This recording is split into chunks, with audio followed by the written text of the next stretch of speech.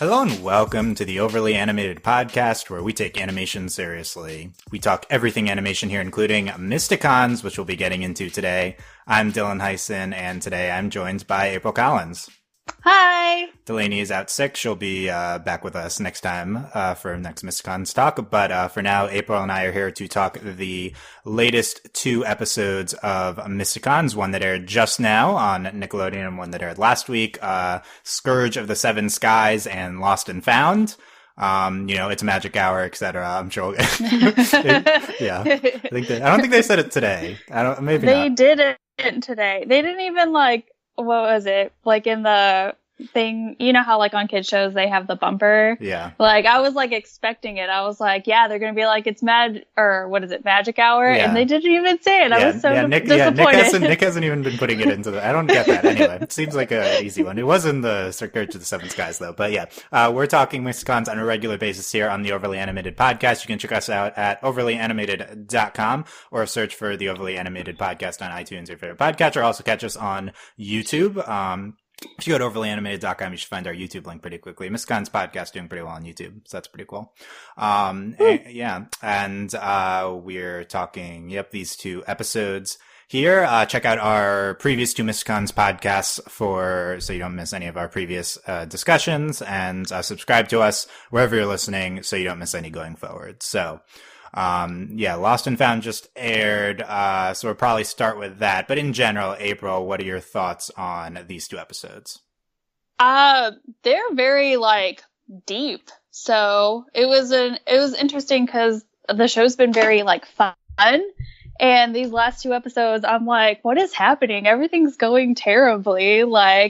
Not in a good terrible, but a lot of character development and stuff like that, especially with Zarya. And honestly, now that I think about it, I'm not surprised that it would take 2 episodes to sort of build her, I guess is. Mm-hmm. But I thought it was really well done, and it went in about of a style that's very Zarya-esque. So I liked them.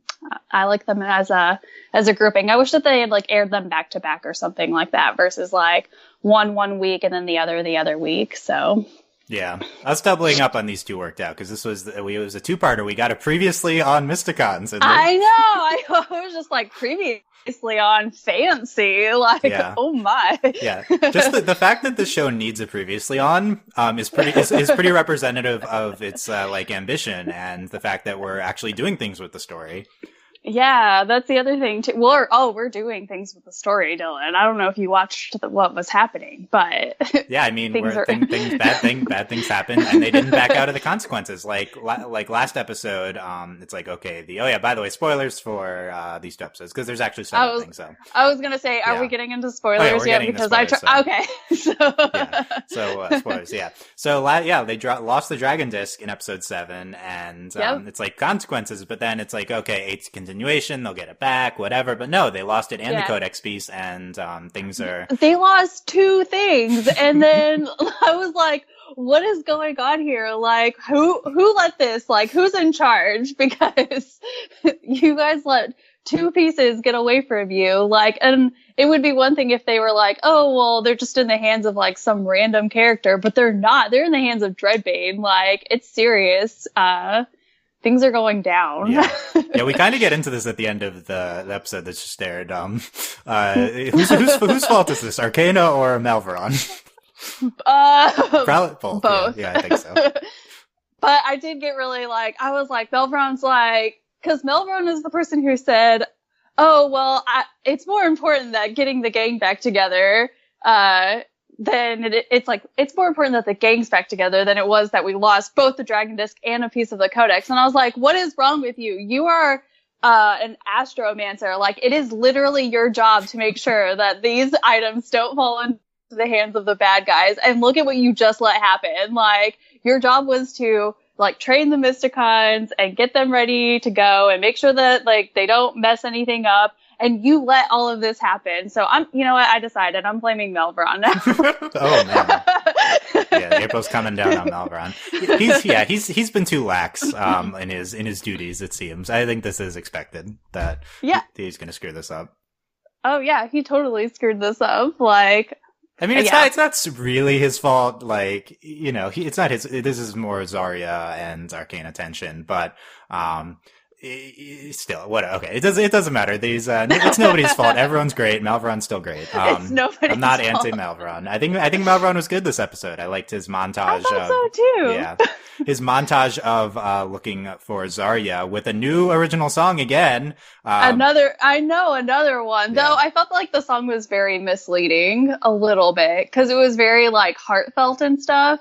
And I was like, Malveron's looking for Zarya, and this song is very heartfelt. Like, are we shipping them now? Like, No, is I that don't a think thing? so. No, but Yeah. I'm just saying it could be very misleading because Yeah. I heard the song start and I was like, they're not a thing.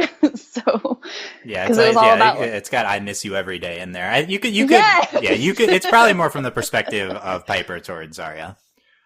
I think that. I mean, none of these songs are specific to the show. I think they're a little bit general, but that's my headcanon for the song is that it's Piper's perspective. Yeah.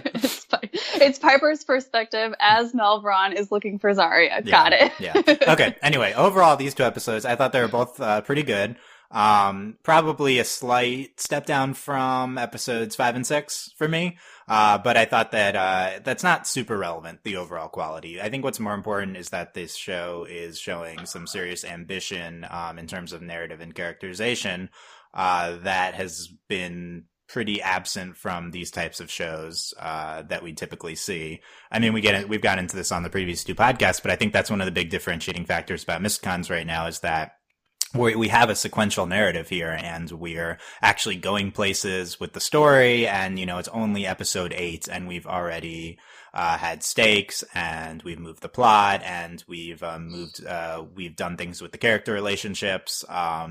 I think it's been really impressive what the show's done in such a short time. It speaks very well towards what the future of the show could be.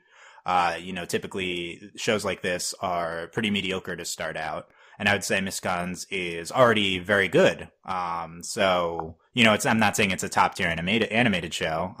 But it's already a pretty good show, and it's not supposed to be yet. So like what by the end of season 1, it could be really, really good. Like, I think it's important to keep that in mind. Like, oh, you know, the show's good, but compare it to, you know, Ladybug, Steven Universe, anything you want to compare it to. Like, the show's better than those shows were this time in. I'm not saying the show is going to achieve the heights of Steven Universe. That seems very unlikely, but it's highly impressive what the show has been able to do through 8 episodes. I agree. Most definitely. Like, especially considering most shows, like the first season is usually very like, it's not as developed as we are in this moment, like with eight episodes. Like, even like with Star Versus, I thought the first season was very like fun, and then we got kind of like plotty at the end of the season, but not like 8 episodes into the season. Like, it was still very much like, here we are, we're having a good time kind of thing, but like we're in the story, and we're like very much inside of the narrative and the plot. So I think that's really impressive to accomplish in just 8 episodes of a season, let alone 8 episodes of the very first season of a show. So my props to all that entire staff for real. Yeah, yeah, definitely agree. I think Starverse is an interesting comparison because I found season 1 of Star to be pretty good. The first 2 episodes, I think in particular of Star, I thought were very good. And then there's some big highlights in season 1, you know, obviously Blood Moon Ball. But it didn't really have this level of ambition. You're right. In its sequential narrative, we really didn't get into that until season 2. So, you know, if Star's any indication, we had a show that was good to start out and then kind of shifted gears and then got great. This show, we're not going to have a gear shift because we're kind of already full steam ahead. So I think I personally really haven't had this experience covering a show like this on this podcast. So like just no another animated show starts off like this. So I think it's going to be pretty interesting to see how this develops. We'll talk about this more. I have a section at the end, random stuff like tweets, YouTube videos, to talk about all that. But one of the things is that it seems like we have 40 episodes of Mysticons ordered right now. Probably that's either season 1 or maybe they'll define it as seasons 1 and 2, but like 40 episodes. And then, it hasn't been renewed past that, it seems like. So we have a lot of time, past where we are now. And at the very least, we'll You That's know, a lot. yeah, 40 episodes? yeah. Like 20-minute episodes? That's a lot. Yeah, it's a lot. I mean, if you look at the schedule, we're going to get pretty deep into that to start. But before long, it'll come. We'll be at a halfway point. But yeah, it's very exciting to see where the show's going to go. Okay, let's dive into well, I don't know. So I think the headline of obviously both of these is Zarya and her conflict. Kind of with Arcana and the rest of the Mysticons. I feel like Piper's is maybe the headline character of episode 8 somehow. Yeah, just a little bit. Like, she kind of almost like, I don't want to say she takes it away from Zarya, but there's still like a Piper defining moment. Yeah, so let's lead with Piper, because Piper's a character that's gotten not a lot of talking up on the show. Like, we haven't been like, I mean, Piper's my fave, but in terms of like actual presentation as a character, she hasn't been as potentially as good as the rest, and that's pretty consistently what I've seen with the rest of the people talking about the show. I think this is the best Piper episode of the show. I think so too. I think this is even better than like her. I call them their character development episodes whenever they get their piece of the codex, and so I think that this is much more defining for her than her episode was, where we were inside the mall, I believe. I don't remember at this moment, but I feel like that was a million episodes ago. But like, it was, like, you even get more of like her backstory too, like how like Zarya found her on the streets. I mean, we don't know why she just was there, but it like she's been very dependent upon Zarya, and so this is kind of like the first instance where she's not like being protected. Like, she's very much on her own, and so she's having to face like her own fears and even, I guess, like her own insecurities and things like that. Like, she has that little like fit where she's just like, no, I am brave, and like throws her like hoop or whatever down the tunnel. So I think that it was very Piper defining to see her like without Zarya, because they're a team. Like, that's how they've always been presented to us, is that you have one and then and the other's there. But this time it was, here's Piper and here's Zarya. So how do they fare without the other, kind of thing. So Zarya is obviously a lot more independent, but I think it was good for Piper to have that like taste of independence, to see who she is without Zarya at her side. Yeah, definitely. And this is like a big episode for the Piper and Zarya kind of dynamic as like old friends. We see their flashbacks to them when they were younger. This is something that we're presented with early on the show in episode 1. It's a huge part of episode 1 is the two of them and like their street shenanigans. But it's something that's been a little bit put into the background until now, and I think this really ups the fact that these two are a team, and it really brings it back to the forefront. The big thing I think with this episode in terms of Piper's character is these traumatic flashbacks to when she was younger. I was just like, "Oh, baby girl, you are not okay." Yeah, I think it's the highlight of the episode. Like it's like sometimes they take the form of nightmares, but other times she gets like triggered by something when they're on their mission, and it kind of like distorts, and like the past and present overlap a little bit. Sometimes I think that, like, first of all, this is really successful for Piper's character. It's like the most interesting thing we've done with her, definitely. It's also really visually striking, and I think the most interesting animation visual thing we've seen from this show. I think visually, it's the show's animation is not one of the first things you talk about. But this really stood out to me. The fact that they're really willing to do kind of ambitious things with the show's animation. This isn't a 1-to-1 comparison, but it reminded me of one of the BoJack Horseman episodes this season, episode 2. It does a similar thing when it Dang it, BoJack. It does a similar thing when it flashes back past and present. That was an incredible episode, and it was it was done more extensively and better in that show. But this was I really like this device, and I thought it was done really well here. It's really visually striking. It's really kind of like dramatic, and both of these episodes are really dramatic, but it's really character defining for Piper. So I really, really like those.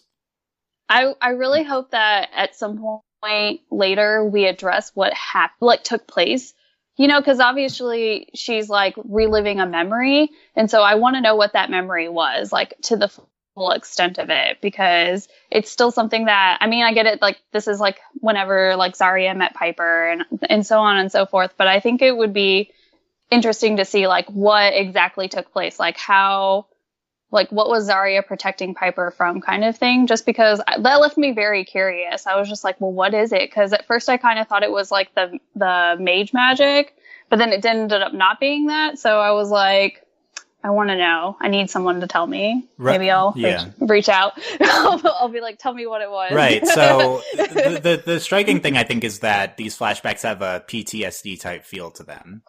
Yes. Yeah. But we never really see anything traumatic happen in these flashbacks. So that was interesting to me. I was expecting to be like, what's the trigger? Like, what's causing this to happen? What was like you mentioned, what was this event in Piper's past? But we didn't really get that here. No, I don't think we did either. And so that's what it is. Like, it was very like glossed over, whatever it was. So maybe in one of these upcoming 32 episodes, we will see. I'm not sure if it was intended to be that, or if it was just like, it wasn't meant to go that deep into it, or if it's something that we'll reveal over time. So I guess we'll see there. But yeah, we had Piper saying things like, I'm okay without Zarya, repeating that to herself. She's like, she told Malveron to bring me Zarya home. Yeah, definitely feeling the connection between those two here.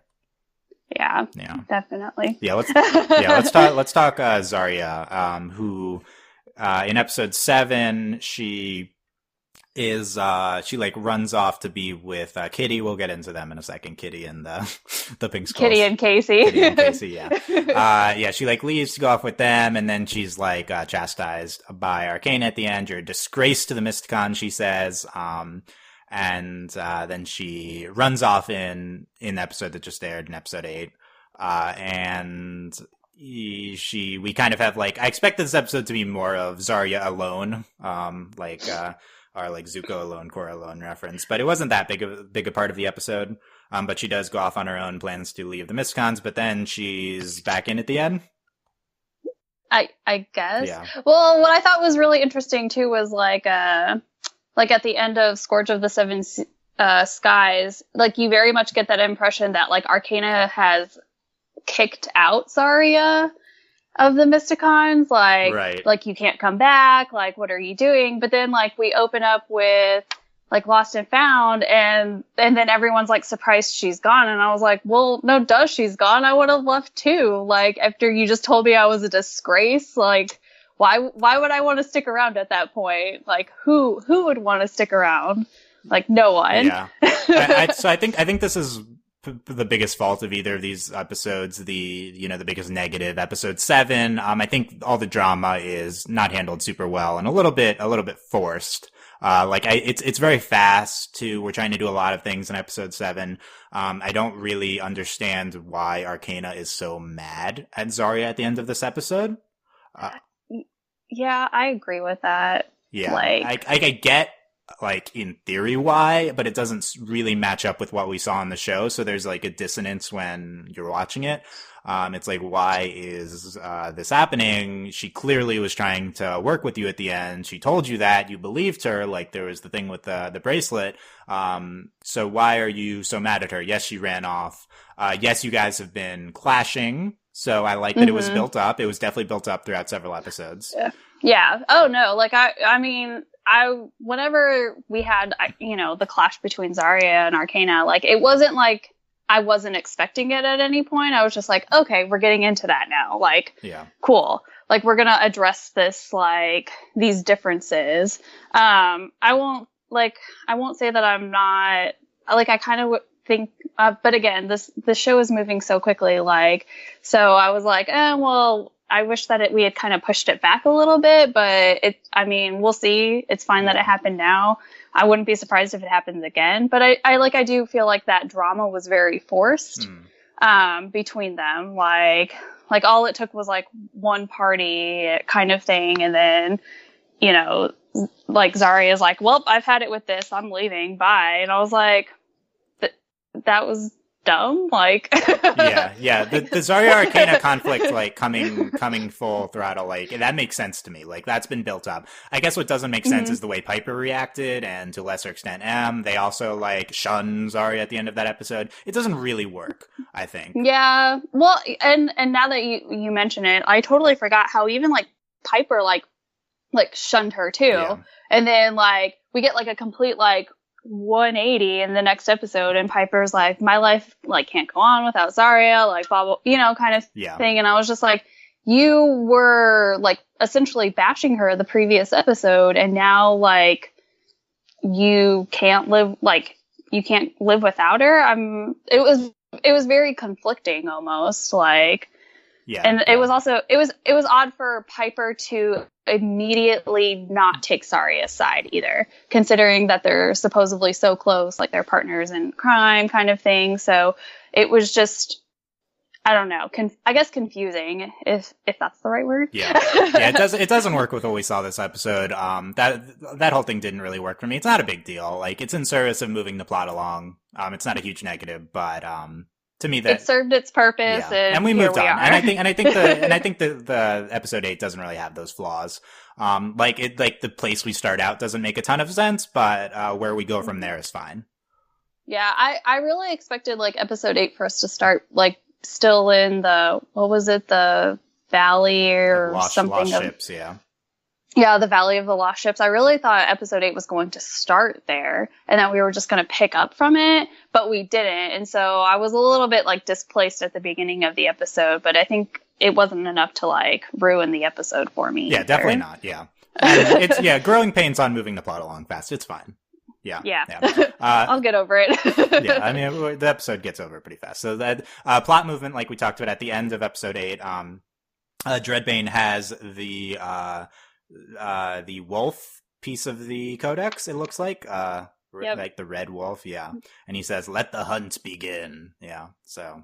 What are we hunting now? I'm so Mysticons, confused. The codex pieces? I don't know. I guess. I don't know. Like, I feel I've been very, like, I get confused about Dreadbane's, like, what he's trying to accomplish. Like, I know he's trying to resurrect Necropha, yeah. His ultimate goal is Necropha, bring Necropha back to life, but it's not clear whether we need the disc for that, whether we need the codex pieces. He hasn't really said. Why are we building a portal? Like, I need a Dreadbane episode. Can we get one of those? I don't know if I'm in on that. I don't know. Yeah. You're not ready for that yet. So I think that was fine. He's ambiguous, whatever. So Dreadbane's making progress. He has the codex piece. We were talking about how, like, it's moved along so fast. The heroes already have 2 pieces. Well, now Dreadbane has one, so it's not going to be so simple as just finding the last 2. So this can take us through probably the halfway point of this season, I would assume. This codex mission still. Yes. Yeah. Assuming this season's just going to be 20 episodes. Yeah, this 20 episode segment. I assume there'll be a gap or something. I don't know. So we also see Tasma briefly in this episode. All she does is really like fix the dragon disc. She makes the dragon disc work. Yeah. So I still love Tasma, but I really, really think she's been not well utilized since that second episode. Yeah, since that second episode, she's been very, like, meh. Like, I think Kimra's slightly more interesting because she just randomly keeps showing up. Like, I'm like, okay, well, that's fine. You're serving your purpose, I suppose, as a bad guy. Yeah, I think the fact that Tasma's there and she's such an interesting character design and she's so obviously more interesting than Dreadbane, but yet she's not doing anything, really indicates that this is the character archetype of the villain who's just in the background and then will overtake our main villain at a certain point. Yeah, it almost makes me think of like Kim Possible, and I don't remember what the name of the one guy was, but Delaney's not here to understand your Kim Possible references, unfortunately. That's okay. That's fine. But in Kim Possible, there was like the main villain, but then there was Shigo, and I thought Shigo was much more of like a villain than whatever his face was, and so it kind of makes me think of that in a sense. I don't know if Yeah. you know Kim No, Possible. I don't. But... So my current prediction, it's definitely a thing that other shows do. Yeah, shows like this, it would make that type of thing sense. My current prediction by episode 21. By episode 21. By after our halfway point. That's my betting prediction. Tasma will be our main villain. So okay. Yeah. Also, it's a little. The only other factor is that Necrofa is probably going to be revived pretty soon. So it's not clear how that's going to interact. Is Necrofa gonna like inhabit Tasma? There's something like that. Is Tasma secretly Necrofa reborn? You know, maybe some kind of plot twist like that. Anyway, we'll deal with that later. Okay, so we'll get to it when we get to it. Yeah, I think so. Random things from this 8th episode before we move on to episode 7. Did we know that the belt buckle is where all their powers lay? No, I was really confused, and I think I wrote like several times. I was just like, how do you just quit being a Mysticon? Yeah. I feel like that's not a thing. And then apparently there's belt buckles, and I was like, well, I guess if you turn on your belt buckle, then you're no longer a Mysticon. So, like, and of all the fashion, like, of all of, like, the accessories, a belt buckle, like... Yeah, I guess that's what we're doing. Have they been wearing belts this whole time? I don't think I've noticed. Yeah, I assume they have been, but I also have not noticed. And I guess when they transform, they like push it or something. So that's yeah. Did not notice that. Did not notice that. I thought it was like an emotional thing. I thought so too. Wah! Yeah. Like, yep. Like they're all going Super Saiyan, except they're all going Mysticon. So. Yeah, that was interesting. So we know now. We know. We had Zarya. Just only Zarya transformed in this episode. We saw her one transformation sequence. It was like 5 seconds. It was just her. Yeah. Just that's it. Yeah. We had to get one in, Dylan. Yeah, I was fine with that one. That was very quick. Okay. I'll say when we talk about episode 7, I'll talk about that one. So we had the Diamondback cave crawler baby. That was like the worm thing. The wormy. Yeah, he was fine. It lives in lava. She lives in lava, apparently. Yeah, apparently. That's what she enjoys. Yeah, how about this emotional Piper thing at the end where we think Piper's dead and then she like apparently got out. And she's just so chill about it too. She's like, what, did you guys think I was still in there? And they're like, well, no, duh, you were eaten by the worm. Yeah. Like, why? And why are you so calm? Stop it. You almost died. Yeah, very, very tropey, but pretty well done, I would say. Like, I think the fact that the show is willing to go to these emotional levels is a good sign. And I think the moment worked, although definitely seen this a million times. Yeah. So, whatever. I was like, they didn't kill off Piper. Yeah. I'm not buying this. I'm on to you guys. Yeah, I guess I wasn't. I mean, I'm very invested in Piper. I was like worried, but I wasn't. When it went into the lava, I wasn't like, oh my god, because like obviously Piper's not dead. So that was obviously. Yeah. Dylan, we still have 32 episodes. You can't kill off one of the main characters yet. But what if one of them dies and then they get zombie resurrected as a Dreadbane person? They become undead. Yeah. We're really buying into D&D at this point. Yeah, no, so I do think we've confirmed that Dreadbane is an undead version of a real person. I don't think the show has said it, but like a bio said that or something. So that's in our range of one of our characters becoming undead Dreadbane, White Walker. Well, yeah, they just need a cleric at this point. Like, where do we find one? Where's the cleric? We gotta add someone to the party. Yeah. Add someone to the party. Yeah. What party goes off wandering without a cleric? I'm just saying. Yeah. Other than that, I like the flashback, Piper flashback. She had her Miss Paisley Griffin plushie. I thought that was so cute. Yeah. I was like, oh, look at Miss Paisley. It's the teeny tiny version. Yeah, she's Piperia, too. She had a long elven name. Yes, yeah. And I like how Zarya's like, cool, I'm just going to call you Piper. That's not very nice. Just force nicknaming someone. Yeah. Just because you're too lazy to use their full name. Yeah, I guess the traumatic moment might have been her almost like getting hit by the car and Zarya saving her, but I don't know if that's intended to be that. No, because then that doesn't explain like the spiny things that are like covering her vision. Yeah, I'm not really sure. So yeah, the Binky Go Boom. Binky Go Boom. For ages 10 and up. I like that. I liked that too. I also didn't see that coming, so I got a good chuckle out of that. Yeah, that was good. And Belveron's like, you've like Piper just let me carry around this toy, like explodes, and Zarya's like Zarya doesn't even think anything of it. It's very much Zarya's character at this point. Yeah. Yeah. Okay, that's anything else from episode 8 specifically you want to talk about? The M shield bubble. Was it there again in this one? Yes! I missed it. When was it? It was after they Wormy like first showed up and like got in the way between them and Dreadbane, and then like it cuts to commercial, and then you come back and it's just a pile of rubble, and then the rubble like moves aside and they're underneath M's shield bubble. Okay. So because she also has a normal shield, but I think like Q or one of our other patrons was like watching the first episode, like, oh, it's a Steven Universe reference with the pink shield. And it's like, I forgot that she even had a shield bubble. So I guess that's back out now. So M is secretly Steven. Yeah, M is Steven. Got it. Yeah. M is Steven. Yeah. M's mech, that's also in the 7th episode, but I really like that we brought M's mech and it's in both of these episodes now. She can just bring it out, apparently. Yeah, she just carries around a small version of it and then it gets bigger. Also, I thought it was very irresponsible for them to tell Piper to go stand guard, and I understand like why we did it in terms of like her character development, but I was like, wouldn't it make more sense to put M out there? Like, she's got the mech with Don't you put the tank to stay? Yeah, like, why? Come on. like, why would you do, like, you want them to stand guard. That makes more sense, but that's just, me and my campaigning mode. Yeah. So. And I guess she, like, is the striker or whatever that means, so, like, she's kind of an attacky function, but, yeah, she's like a... I thought of it and I didn't write it down. Okay. But because she uses like Pixie Blast, and that makes me think of Magic Missile every single time. Yeah. Yeah, she does say Pixie Blast a lot, so she uses that too, in addition to her Magic like hoops. Missile. Yeah. Okay. Mm-hmm. Yeah. Okay. That's good for Lost and Man. Let's quickly go through Scourge of the Seven Skies. We talked a lot about it already, but we even talked about Kitty Boone and the Pink Skulls and Casey. Yes. What are your thoughts on all of them?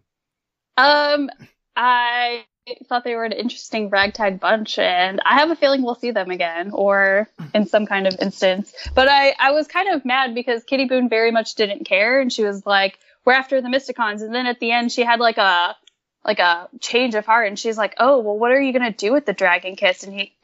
Dragon Disc, and he's like, what do you care? And it was like, yeah, you don't care, remember? Like, that's been your character this whole episode. Yeah. So the fact that we like almost went there with her giving some sort of crap but didn't makes me definitely think that she'll be back. Yeah. Oh yeah, exactly. And we'll definitely see Casey again, her brother. Yeah. Thoughts on Casey? He was very like one-dimensional. Yeah, I was like, he's very like one-dimensional, but I love M's like interactions with him. So yeah, I think M really steals episode 7. Oh yeah, for sure. I wrote about her so much when I was like taking notes and stuff. I was like, oh man, I was like, this just reaffirms that M is my favorite. Like, she's so sweet and aggressive, and I really enjoyed the line about how like, not everyone can handle my confidence, or they find it intimidating or something like that. Yeah. And I was like, I feel you. And like, yeah. I think Piper's the character of episode 8. M steals episode 7, despite it kind of being a Zarya episode. And I still think M is the standout character of the show. Oh yeah, definitely. Even Casey was just like the gullible yet strangely alluring. Casey knows, yeah. I was like, thank you, Casey. Like, and also I had a moment because she's in like the mech, and they tell her about the bracelet, and so she like lifts the arm up, and the like glove of it comes off, and her arm is there, and I was like, how are her arms so long? Like, yeah, that's true. Like, that's not how I imagined that this suit worked. Yeah, all of M's like crush on Casey is really great. She's like, to Arcana, I saw him first. She's like, how could you ever think of destroying such beauty? Yeah, she's like petting his head. Oh yeah, whenever like she saves him, and then she like immediately pulls him in, and she's like, "You're safe now." Yeah. And I was like, "Cool, so beautiful, soft, piratey hands." And then later, when they betray her, she's like, "What a waste of a pretty face." she says. Yeah. Definitely an M episode for sure. Yeah, it's really good. The other stand episode for me is when she's just randomly has a bunch of wool socks in the beginning, and she's like, "There's a sale." Yeah, right. I was like, no, there was definitely like what are they going to steal? Your 20 pairs of wool socks? Like, I was like, I would steal 20 pairs of wool socks if the opportunity arose. Like, why not? It gets cold. Yeah, that was really good. And basically everything M says like is either like quirky or relatable, or it just really stands out among all the kind of background dialogue of the show. Yeah, definitely. I think she ended up being like the character that I felt that they were trying to do with Piper. Like, she's got a lot of like really good like one-liners. Yeah, it's weird how like, Piper gag. Isn't the comic relief character. M is. Yeah, but M is, and I did not expect that. So, but I'm okay with it. I think I enjoy M as that character more than Piper. Yeah, I think what they're doing with Piper is she's still supposed to be a comic relief character, but they're going more of like a feisty angle with her. Like, she's like, "Oh, I get mad," and like stuff like that. So like that, like I think Piper has one of the lines of the episode. She's still very funny. She says, "Party, party, party, and no board games." What's with that? What's with that? I related to that to that one. I was like, "You're right, Piper. There should be board games here." Like, I love that. Yeah, Piper still has some really, really good lines here. She calls Kitty Boone OG. Oh yeah. Yeah. So Kitty Boone. So I thought that she's a really interesting character design. She's kind of interestingly presented, but we don't really go into any depth with her. So I didn't really end up with feeling super anyway about her. She calls Zarya Z-Star. I like that. I thought that was cute. Yeah. I like the pink skulls, everyone's design. I'd love some more depth, so I definitely want them back. Yeah, me too. Also, I thought it was really good foreshadowing that they first introduced her character in the episode with like a cloak. And so any character that we've been introduced to in a cloak ends up being like a bad guy in a sense. And I was like, and I didn't even think about it until like I watched it the second time, and I was like, she's in a cloak. Oh man, like they told me before I even knew. Like, yeah, we'll see if that continues. Anyone in a cloak is I'm gonna start a running list. Yeah. The other really funny thing from Piper this episode was her pirate speak. It's kind of like a running gag. Yes, I thought so. Yeah, that was good. We had Kimra in this episode briefly. Briefly, yeah, yes. Fine. Yeah. I don't know. She needs a vacation, I think. Yeah, why is she in every episode? Yeah. Right? Every episode. Like, they're very much like using her for what she is, but I just want... Yeah, everyone's using Kimra, yeah. I know, and I feel bad for her in a small sense, because, like... But at the same time, like, they're very much, like, preying on the fact that she just wants to destroy the Mysticons for wronging her before. So. I guess so. We didn't get. Yeah, I mean, I guess she said that. I don't even remember. Yeah, Kimra needs a weekend off and like marathon the Twinkly Mare show. Like that's. I would watch that episode actually. Yeah. That's an episode. I didn't even know. I was just talking theoretically. Okay. Dylan, we have 32 more episodes. Come on, we have plot stuff to do. We don't have time for Kimra watching Twinkly Mare. Okay. Plot stuff to do. We're 8 episodes in. We've already gotten all of this. Oh yeah, plot. I guess we got the plot out of the way. So now we're just gonna do filler the rest of the time. Okay. Yeah. For like 5 episodes, and then we'll get more into plot. The only other thing for this episode, in the beginning, they're dancing to music, and I love the music types that we get into. E-pop. Yeah, E-pop, Elven pop. Yeah, and then who was with M dancing the automaton? That was another standout moment from her, and then they switched to Orc Bash. Yeah, I love that whole beginning sequence. This is the type of thing I love with like doing like, okay, if this is the D&D show, so like make it like D&D, but like do it like the E-pop gag. Like that's great. Like make it like modern and do like make current cultural references based on that. I really enjoyed that. I did as well. I thought it was very well done. Yeah. So. Anything else from episode 7 you want to get into? So there was one line that Casey says, and it totally threw me for a loop. Because it's whenever Piper's stealing their logs or whatever, and Casey comes in and he goes, "The quaff doesn't quaff itself," and I was like, "What is a quaff? Yeah, is this something I'm supposed to know?" Also did not know. I was like, is it in reference to your hair? I mean, your hair's okay. I didn't think you needed to comb it, but like, yeah, it's like everything. Yeah, right. Yeah. Yeah. So, well, what do you think of episode 8 and 7 relative to the other episodes of the show, like quality wise? Quality wise, I think, what was it, 5 and 6 were much more well done, and we kind of already discussed that. Yeah. But I think these were like very nicely done as well. Like, yeah, I would say that they would fall underneath 5 and 6 for me for sure. Yeah, I think so too. Yeah, definitely. But especially like with the we've got the character development, and not just of like Zarya, but we got more like, we got Piper development. We got some really great end moments. Again, she stole the show. Yeah. In episode 7. I like that we're creating this like world where there's consequences to their actions.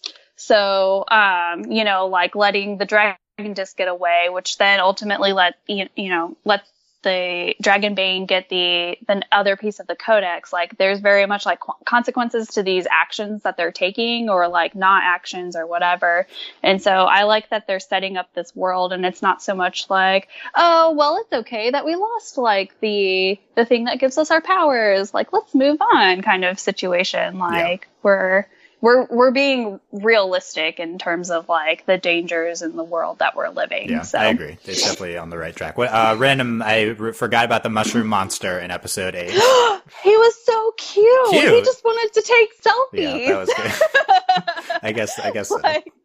I like that also Zarya was like tied up, and she's just like, dude, it's called a selfie. And then he, like, that's what he does. He enjoys her, what do they call their phones? I don't even remember. I don't know if they're called this, but like glyphing is them texting. Oh, yeah. But yeah, he was enjoying his phone, Yeah. Taking selfies. Now they're on Zarya's phone forever. She can cherish the memories. I guess so, yeah. Yeah, Zarya didn't get her phone back. That's the real tragic story of. I don't remember. Maybe she didn't. Yeah. Okay. Mushroom. I didn't think the mushroom guy was a particularly good part of the episode, but whatever. He was fine. No, I don't think so. But I enjoyed like those moments with him. I thought it was just like, yeah, I did like the selfie thing. Yeah. Yeah. Yeah. That was the cute moment, but I thought that it was very much like a situation that like Melvron could have easily gotten them out of, and I don't know why we wasted our time there. I agree. Okay. Yeah. Wasn't a great sequence. Yeah. Okay. So, random. Okay. Those episodes 7 and 8, random stuff to go through rapid fire because it's only supposed to be half an hour. We're already way over that. So, oh no. Yeah. We'll see. Yeah. Too much to talk about with Mysticons. Director Matt Ferguson put out a call on Twitter for new ship names after episode 7. Let me give you the best 2 I got. I presume these are new ship names with our episode 7 characters. Kitty Boone, Casey. Okay. This isn't like who I ship. It's just, I was like, these are the coolest possible names. So I got, Moon Boone for Zarya Moonwolf and Kitty Boone, going by our last name scheme that we presented last podcast. Boone. That's a good one. Moon Boone. Yeah. Also, Boone is the strangest last name that I think they could have given, like, it's like Kitty Boone. And I was like, Boone? Like, that's not cute. No. I've also got MC for like EMCE for like Master of Ceremonies for M and Casey. Is Casey with a C or it's with a K? But I think phonetically we can say that. Yeah, MC. We can say MC. Yeah. That works. Yeah. I like that one too. Yeah, I want to make that again. It's not the last name thing, but I don't know. Is Casey? They're brother sisters, so I guess Casey would also be Boone. Yeah. I mean, they could have different last names, but so Golden Boone. Yeah.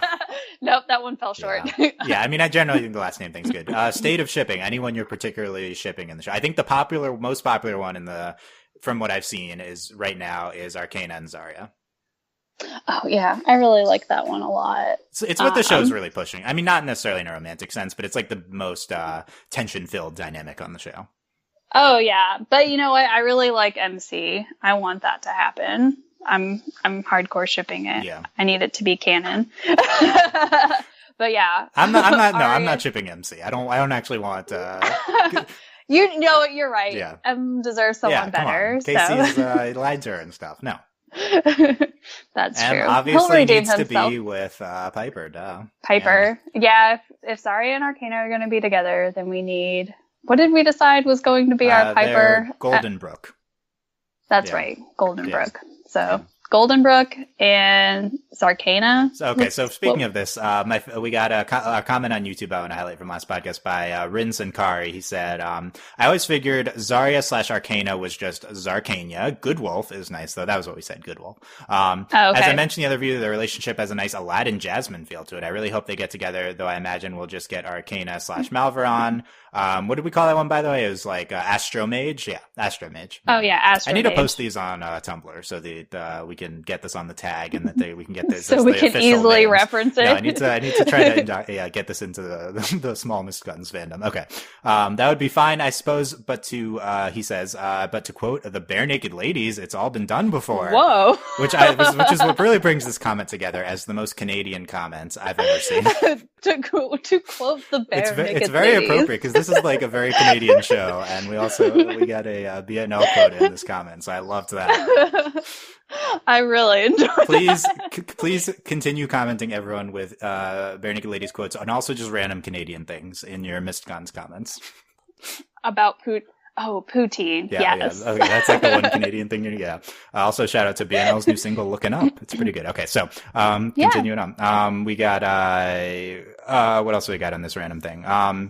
Thanks. We got a shout out. Thanks to everyone on the crew for like reblogging us. I was pretty overwhelmed by it, and I didn't really respond to everyone from the official account because this was pretty atypical of like the crew and like the official account and stuff. Like I fangirled hardcore. Just saying. I love how much the crew is like interacting with all the fans and stuff. It's really great. But yeah, thank you so much for everyone for that. And yeah, it's hard to like respond to everything and stuff like that. Okay, so now I'm loading some tweets. We have some tweets from the crew here, which is always a segment I wanted to do on like Steven Universe podcasts, but they never tweet anything interesting. So first of all, we have this running joke between all of the crew, including the Mysticons official account, which is that Piper, they say Piper is 109 years old. 109 years old. Yeah. I am really not clear if this is supposed to be canon or a running joke amongst the crew.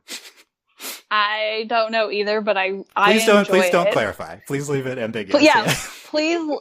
Please let us continue to guess. The fandom is treating this as canon. So the problem is if Piper is, because we saw them as the same age, like roughly when they were kids. So like if the aging thing, if it's like every 9 years for an elf is like 1 year for a human, that means that Piper is gonna like stay a child, and Zarya and the rest of them are gonna be like adults. So that's really sad. She's gonna like visit them in the old folks home and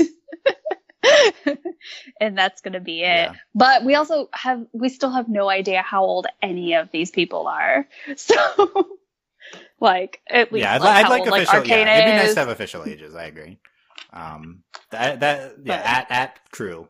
Can you release the official ages? Okay, so here's the next tweet. It's I don't know if I want Piper to be 109 or not. I'm not sure. It's interesting. It's obviously it makes sense with her being like elf age and stuff like that. So it would it'd work. Next we have a tweet from Allison Court, the wonderful voice actress for Arcana, who said she tweeted at Nova Terran, who is creator Sean Jarrah, OMG, line 170 in the next script is my favorite line. So jealous you may have a blood sport on your hands. Oh, I want to know what that line is. Yeah, they just my read is that they just finished writing episode 40. But then the other thing too is, so he then replies to her, I love my 80s action movies. Yeah, so did she mean a literal blood sport, or is that just a sarcastic reply, right? I don't know, but then there's another reply where she says, did we do a Big Trouble in Little Gemina episode? I think we're just making just jokes based on the last tweet, and it's just like 80s movie jokes. Anyway, my read is that this line is in reference to shipping. That's why I brought this up. Like, because like what else would cause a blood sport amongst fans? So I think there might be line 170 shipping moment in. That's my read on this.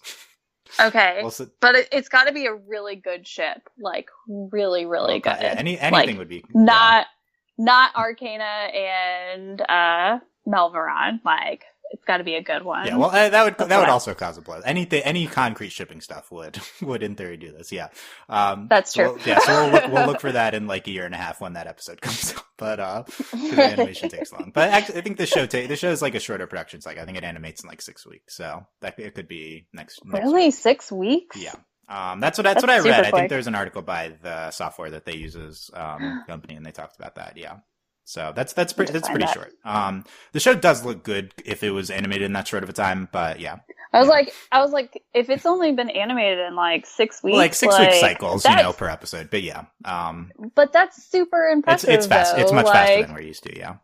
Well, and it looks really good for only being like 6 weeks of production. Because what is it like? Steven Universe episodes take 6 months or something like that. Like something or more obscene. in the months area for shows like that. For animation, there's pre-production, post-production. Anyway, so we had I talked about this already, but they have 40 episodes ordered. I missed that last time, so they were tweeting about that.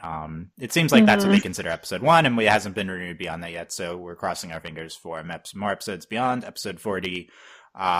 It's getting decent ratings on Nickelodeon, but it's really hard to tell with Nick. This is in the same time slot that Ladybug was in when he was airing on Nick. And Ladybug, Nick didn't want Ladybug. So I don't really know. I don't know what they're looking for. It's a similar show, a same time slot, similar ratings.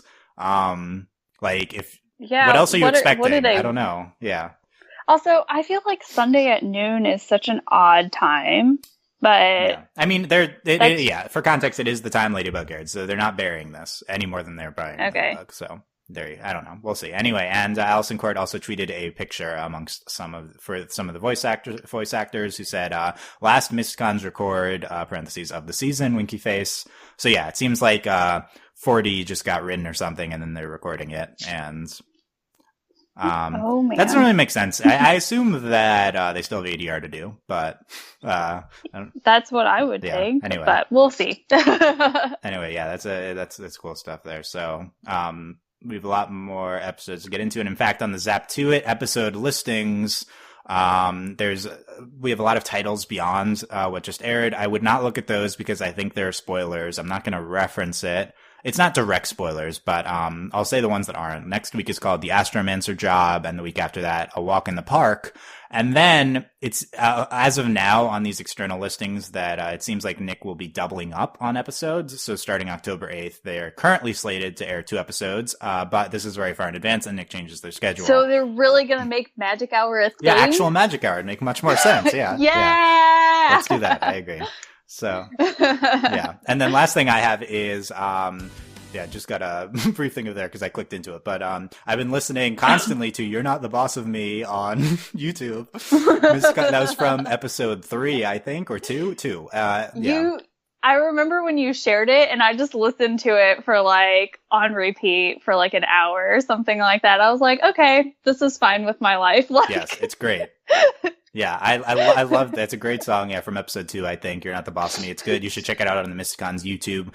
Please upload more of the original songs, Mysticons YouTube, Mysticons official account. I'd much prefer those than the Arcana hair and mask tutorial, although those were fine too.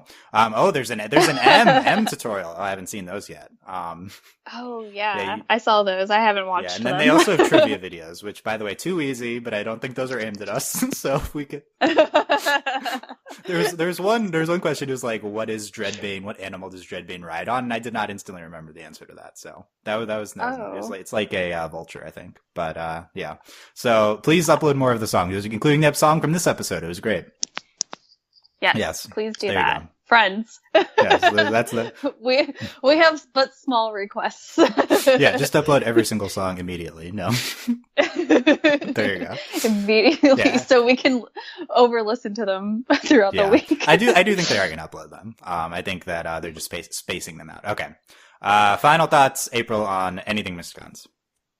I'm still very much enjoying this show. I say that or I've said that, but I really am. I'm so interested in the show to see where it's going that I very much look forward to Sundays. I even tweeted about it yesterday or today, or I don't remember. And I was like, yeah, I'm really looking forward to watching this. And I don't ever do that with shows. So you guys. Yeah, we're in like the. Yeah. I'm involved. Yeah, you're involved. Yeah, you're in the involved in the fandom. Yeah, because we're in like definitely a honeymoon period with the show right now, and that it's like it's great. We're liking it. We're not tired of it at all yet, right? Like everything's going good. So. They haven't done anything to wrong me, so we haven't had our first fight yet. Yeah, even Steven Universe, there's like exhaustion. It's so. But right now, it's all positives with this gun. I assume it'll be that way for a while. Like this show, we're definitely trending in our direction as we talked about. I'm very much enjoying it. Let us know what you thought. We'd really appreciate Mysticons comments. There's a lot of traction on YouTube. Please comment there. Give us a thumbs up if you are watching on YouTube and subscribe to us there. Yeah. You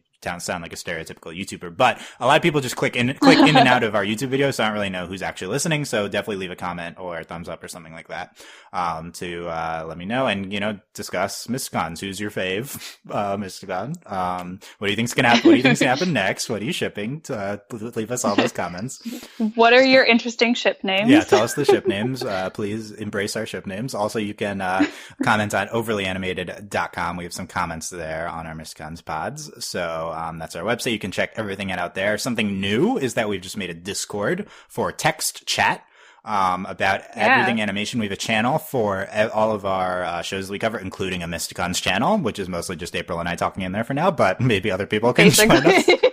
Yeah, my recent post in the Mysticons Discord is, what is the emoji for Piper? Because it's sad face emoji. Because Discord uses the real emojis, and there's all the other ones have their animal emoji, but there's no Phoenix one. So I don't know what Piper's emoji. Sad face? No, I don't like it. I know she says sad face emoji, but I need. I also looked for I looked for a hoop or something. No, so I didn't see anything. What about, is there some type of bird? Any type of bird, maybe just I guess, a bird. would work. I don't know. So yeah, you can do that at overlyanimated.com/Discord if you want to join us for text chat. You can also go to our website and there's a link up there, overlyanimated.com. Support us via Patreon at patreon.com/overlyanimated. Thank you very much to all of our current patrons, especially our patron of the podcast, Lily, aka Panda Lily, who's a fan of the show. That's awesome. Woo! And thanks as always to our patron executive producers, John, Ryan, Steve, Alex, and Andy. Check out a bunch of other animation podcasts at overlyanimated.com. We've been covering BoJack Horseman, not necessarily appropriate for these audiences. April was involved in a Captain Underpants review that recently just went up. That's right. So check that out. There's a Little Witch Academia podcast. April also involved in that. Rick and Morty discussions, BoJack discussions. Tonight there'll be Adventure Time. This podcast, everything, tons of stuff happening. April's very busy. We're all very busy at overlyanimated.com for all of that content. Big animation day today. Also, new Powerpuff Girls movie. No pod on that, but I'll be watching it. So, yeah. new Powerpuff Girl, a fourth Powerpuff Girl. Oh my god. Okay, so. Oh my gosh. So, check all of that out, guys. Thank you very much for listening. We'll see you next time. Bye. Bye.